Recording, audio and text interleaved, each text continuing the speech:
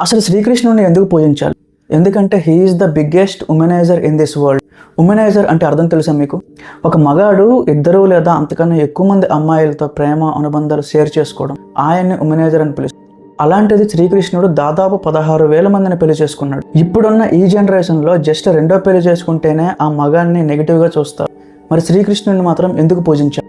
అసలు ఆ 16,000 మంది ఎవరో మీకు తెలుసా? పురాణాల ప్రకారం నరకాసురుడు వేరే వేరే రాజ్యాల నుంచి చాలామంది అమ్మాయిలను తీసుకొచ్చి తన రాజ్యంలో బంధించి చిత్రహింసలు పెడుతుండేవాడు. ఎప్పుడైతే శ్రీకృష్ణుడు నరకాసురుని చంపేశాడో అప్పుడు ఆ రాజ్యంలో ఉన్న 16,000 మందికి కూడా విముక్తి కలిగింది.